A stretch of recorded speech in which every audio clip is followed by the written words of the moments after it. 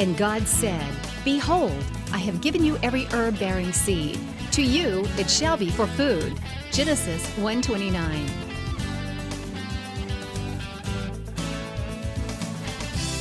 Man did eat angels' food. He sent them meat to the full. Psalm 78:25. Everyday Manna with Lisa. Hi everybody, and welcome to Everyday Manna. Today I'm doing a special program. My husband Mike, his grandmother, Grandma Roberts was her name, was just this precious, sweet lady. And she was Croatian in heritage, and she made this dish called pasties. And she made them one time when we lived in Michigan. She lived in Michigan, and she made them for us when we went to visit her. And I just fell in love with them. And she showed me how she did it, and it was just a precious, precious thing for her to do, to share that with me. And I want to honor her. She's been dead now for several years. But this is her dish. This is Grandma Roberts pasties, and we're going to make those. To serve alongside that, we're going to do a mocha coffee flavored frosted brownie. Scrumptious. Now, the first thing I'm going to do is I've got my oven preheating to 350 degrees. I have in this pot some potatoes. Now, I'm using Yukon Gold potatoes. Grandma didn't use those. She just used regular russet potatoes, but I'm using the Yukon Golds, and you want to dice them, and I'm going to hold these up here so you can see them, about 1 inch dice. Peel them if you want to. She did, so I am, but you don't have to if you don't want to. But peel them and cut them into like 1 inch dice, and that's what I'm going to do here. I saved one to do with you. And we're going to make these in honor of her. She was just the sweetest lady. And I talk often about how that food is memory. So often we associate food with memories, a certain smell of a food, or a certain, in this particular case, a certain dish will remind us of someone. The last time that I ever cooked for Grandma, she was here visiting, and Mary, my mother-in-law, had brought her to the house. We were there doing some things, and I did not know she was coming. But they pulled up, and I went outside, and I said, "Oh, Grandma, you picked the best day to come. I'm making pasties." And I'll never forget it, because she clapped her little hands, and she stayed to eat with us. They weren't planning on staying, but they ended up staying. And so this dish is very special to me because it was, it's her dish. I've kind of modified it to make it a little easier, but it's her dish. So we're going to let these come to a boil, and we're going to cook them until they are just tender. You don't want to overcook them because they are going to also bake in the oven. I'm going to put the lid on until it comes to a boil, and then I'm going to take that lid off. Now in this skillet, I have about 2 pounds, let me get the other little spatula here, of ground round. Now I'm using ground round today. You would not want to use anything fatter than ground chuck. You could go with chuck, which is 28% or 20% fat, 80% lean, or you could go with round. Now the reason I went with ground round today, oddly enough, at my store, the ground round was on sale, cheaper than the ground chuck. So that's what we're doing. We're using the ground round. You want about 2 pounds total. This is just a little bit over 2 pounds, but that's okay, because you know what? When I make this dish, and I know you do it at home too, after I get all the filling together, if there's any left over, I eat it. I just love it. It's just so good. So that's okay. If there's a little left over, I'll eat it. It's not a problem. You want to brown the ground beef. Just kind of get it browned off here. Let's see my skillet. Yeah, there we go. We're getting warm. And we're going to make a filling to go in. Now, what a pasty is, historically, miners in the Croatian overseas, in the Croatia area, the Slavic countries, the women would make for their husbands to take for their lunch these pasties. And it's a pastry that you fold over, and you fill it with a number of different things. Grandma always used beef, but I would imagine you could use chicken, you could use pork, you could use whatever you wanted. And you put that in the filling in there and you bake them off, and then you wrap them in paper, and the miners would take them as their lunch. And that's the history of this dish, is that's how it started. The women would make it for their coal mining husbands or their iron or ore mining, whatever they did over there. So it's one of those things that's just been passed down from generation to generation. You know, and that brings up a point of one of the goals of this show is to get you to share your recipes with your family and with your friends. You know, what a shame it would have been if Grandma had passed on and not shared this recipe with anybody, not shared, you know, how to make her family's history. Now, this is my husband's family, and I want to honor that through doing this, but it's important that you pass down to your children and your grandchildren different recipes that show them their heritage, show them what mom cooked or grandmom or their, you know, even on further back. And so it's important that you do this. At home, I have this book. I've been doing it for years. A lot of the recipes that you see here are that I do on this show are what I call keeper recipes. And at home I have this book that I have been writing down recipes for years. I test them on my family, and if we like it, it goes in the keeper book. And I have this book, and I'm going to have to make another copy because I have 2 children. And I'm planning on passing that down to my children and maybe my daughters-in-law or my sons. Both my sons love to cook. Maybe it'll go to them, I don't know. But in any bookstore out there, you can find these blank recipe books. I want to encourage you, what a treasure you could give as a gift to your children or your grandchildren. Your handwritten recipes, please make it in your own handwriting. And you know, pass that down to your family. At home, I have my grandmother on my father's side. I have some of her recipe cards that she has written in her own handwriting. And let me tell you, I absolutely treasure those cards. They are literally sealed and locked away in a fireproof safe at my house because I don't want anything to happen to them.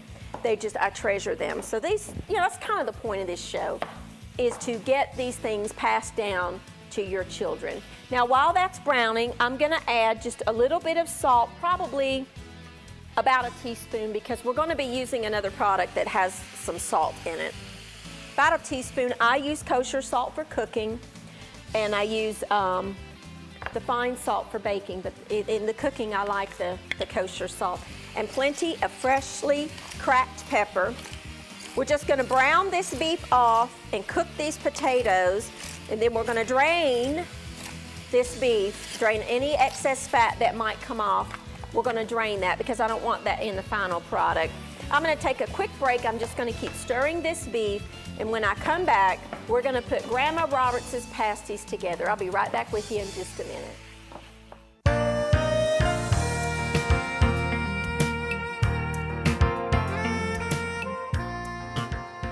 Psalm chapter 23, verse 3 says that He restoreth my soul. That is strength to you. That is strength to your inner being, your soul man. Allow God to restore your strength, to restore your soul. You know, the Word tells us that the joy of the Lord is our strength. Are you facing obstacles today? Are you facing things today that just leave you weak-kneed? Will you allow God to restore your soul, to bring back that strength, to allow Him to rise up in you? Greater is He that is in you than he that is in the world. Allow Him to restore you and give you your strength today.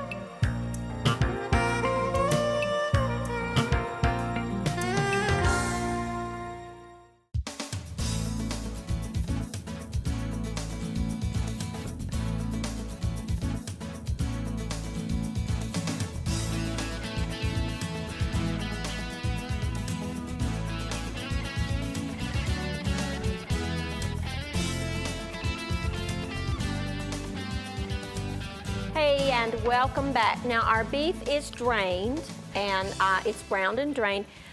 I added about a tablespoon of salt to the water once it came up to a boil for my potatoes to season the potatoes. To the meat mixture, I'm just adding a bag of pre-shredded carrots because it's just easier just to grab the ones that are pre-shredded. If you just want to peel and shred your own carrots, you need about a pound, as much or as little as you like.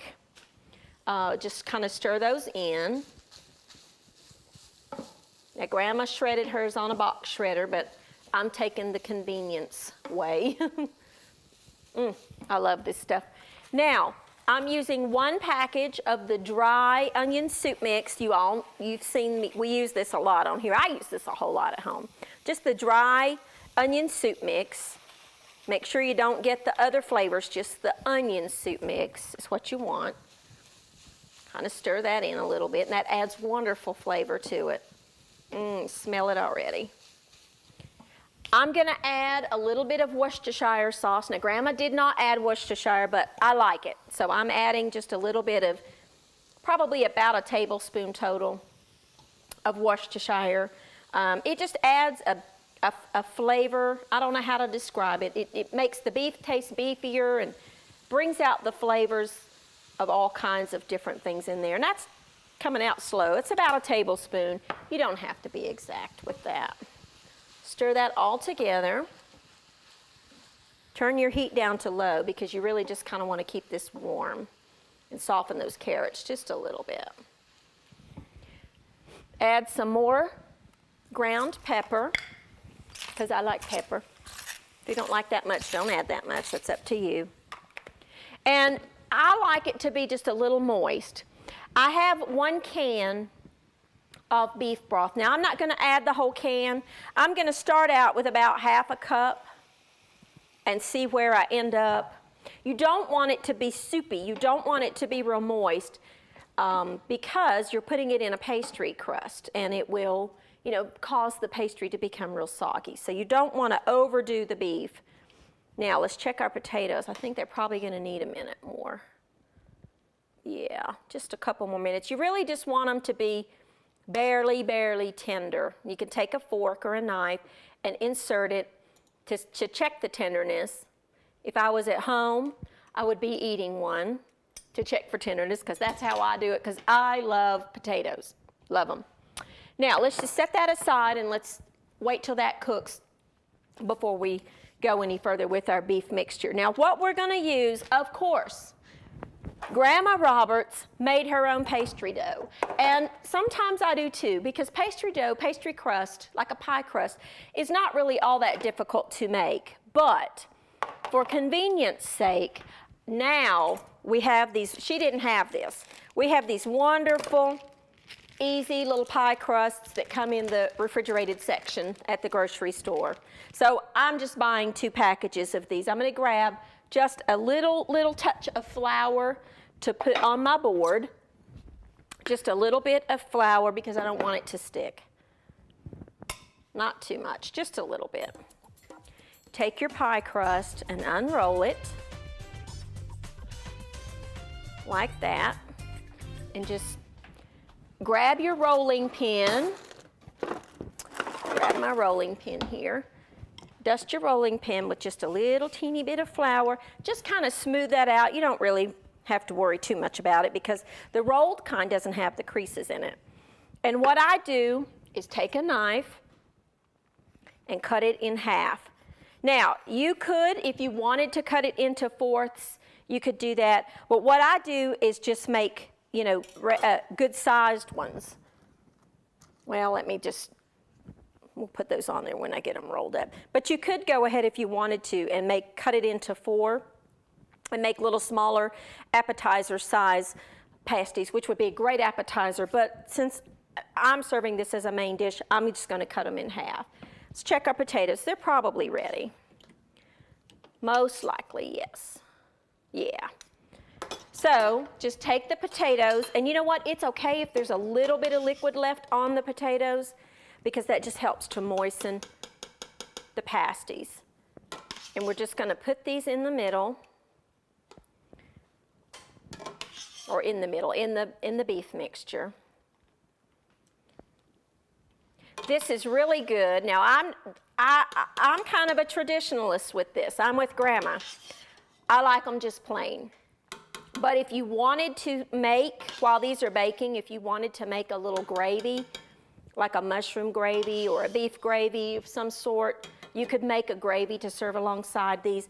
My husband loves them with ketchup. He likes to put ketchup over it. And that traditionally, a lot of people do eat them that way. I just really honestly prefer them plain because that's the way she liked it, and that's the way I learned to eat them. And I'm going to switch to a spoon. So that's the way I like them. Just stir that all together. You could, and I have made it this way, you could take that pie crust, the bottom, don't cut it in half, put it in the bottom of a pie pan, and make one big pie out of it. You can do it that way if you wanted to. But traditionally, it is the little pie shapes. So there you go. Let's get our working station here. Let's turn all the eyes off. And the way that you do this, let me move this so you can see what we're doing here. Just stir that together. I think we may need just a touch more beef broth. Not too much. You don't want it too moist. Oh, this just takes me back so much. Take a spoonful of it, put it on 1/2 of your pasty mixture, just like that. You watching? Make sure you leave yourself a border. Get a fork here, a knife. Make yourself a border.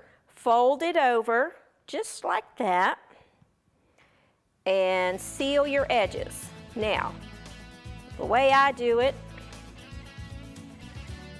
and it's okay if it breaks open like that because you're going to cut a hole in it anyway, is to grab a fork. Let me grab a fork and crimp the edges just like this. Just crimp your edges.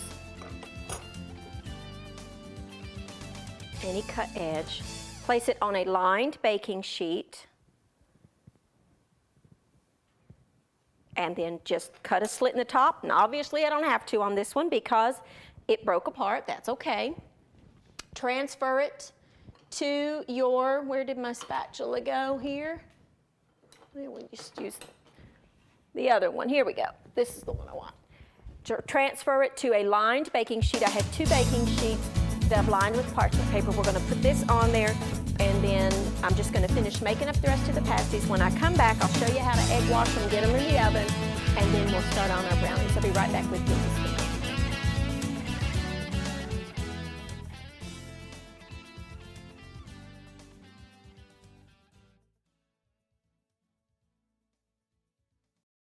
All right, now our pasties are in the oven, and all I did was crack an egg, mix a little bit of water, beat that up, and brush the tops with the beaten egg mixture.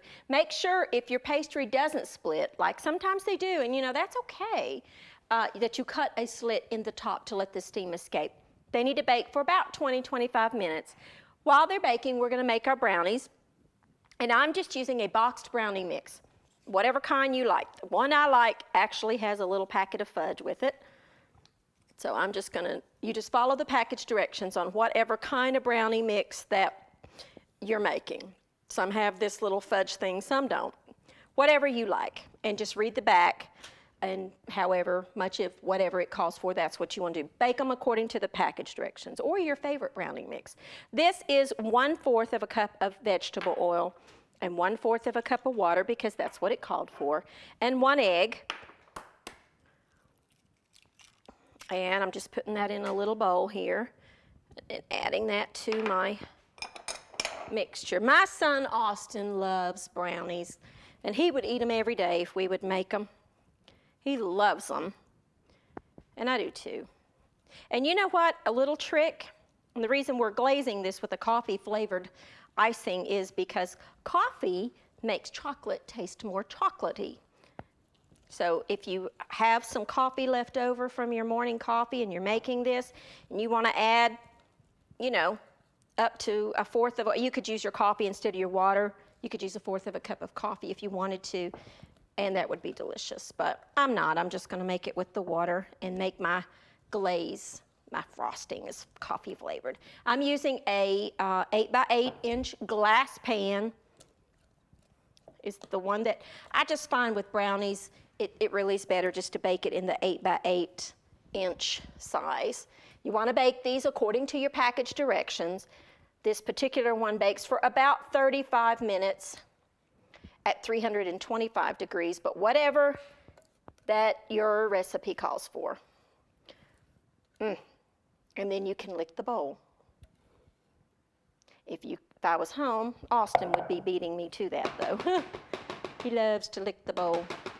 He's like, Mom, leave some in the bowl for me. Don't put it all in the pan.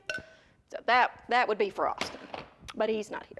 So this needs to bake for about 25 to 35. It just depends on the thickness and all that. Brownies are done when they kind of pull away from the edges and they're still kind of moist looking in the middle. You don't want them dry and hard, or then they're not good.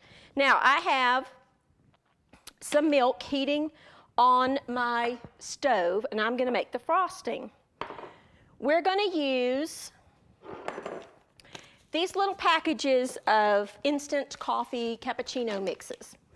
There's different brands, there's different kinds. I'm using the cafe mocha flavored one, but you use whatever flavor you like. And we want 1 package of this.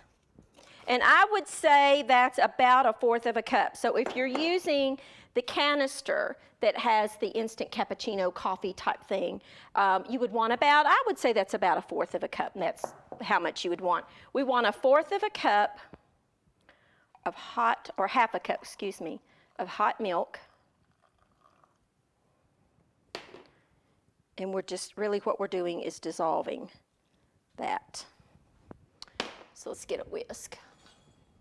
And we just want to dissolve that powder. I love those little instant cappuccino packages that you buy after dinner for a little dessert coffee. Delicious. Just kind of keep stirring until you... Now, in a stand mixer, you want 1/2 cup of butter, softened. Please, please, please make sure it's softened. I'm using a teaspoon of vanilla, and I'm by these bottles of coffee flavor, you know, in the coffee aisle where you get your coffee, these liquid little coffee flavorings come in all kinds of flavors, whatever kind you like. Just use about 2 tablespoons or so of that. And we want to mix that up real quick. We're making the frosting for our brownies. Get the butter mixed up, kinda. You could do this with the little hand mixer too. Be fine. Then you want to add your coffee mixture that we made. Stir that in. This is easy. This is an easy little frosting for your little brownies. Now, this is just powdered sugar, 1 box, which is 16 ounces. And all I'm going to do is slowly, because I don't want to wear it, add the powdered sugar. All of it, the whole box. So we're just going to kind of do this in stages. Adding your powdered sugar, about 1/3 of a time, and then beat in what's there until you get it all in there. Okay, now all we did was add the rest of our powdered sugar, and look here what we've got. We've got this wonderful, wonderful glaze. Oh, I just love it. And I have to tell you, my cameraman said, I'll lick the bowl. I'll do the cleanup for you. So be prepared, you're gonna have people wanting to lick your bowls. So here we go. We're just gonna pour this. All I did was turn this brownie out onto a wooden cutting board. And we're just gonna smooth that glaze right over the brownie. Oh, look how good that looks. You could add any flavor of that coffee flavoring that you want. Whatever your heart's desire is what you need to do. Oh, I just love this. Now, I'm gonna add a few little chopped nuts. You don't have to. If you don't want to, you could shave some chocolate. You could sprinkle powdered sugar. You could do whatever you wanted, but I'm gonna add just a few little pecans because I like them. And I like nuts in my brownies, but you don't have to if you don't want to. If you have someone with a nut allergy, and actually we do here at the station, you know, make sure you leave them a little piece without it. So you could just serve this on the side if you wanted to. But my piece is gonna have some nuts over top.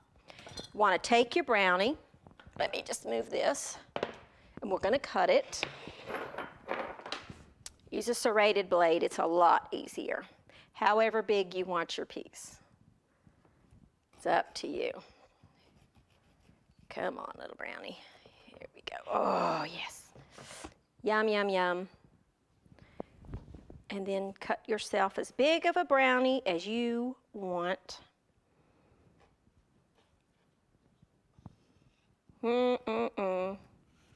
Get yourself a serving bowl. If you have some ice cream, would be even better. Serve it over some ice cream. And then take your little chopped nuts and put them over top. And there you go, a wonderful little coffee glazed brownie. All right, now here's our wonderful little frosted brownies that we made and our beautiful pasties that you just bake until they're golden, golden brown. Remember, we brushed them with that egg, and that's what gives you that golden appearance. Let them cool just a minute because they're hot, and then you can just eat them up. They are delicious. I hope you'll try these recipes. Thank you for joining me, and I'll see you next time on Everyday Manna.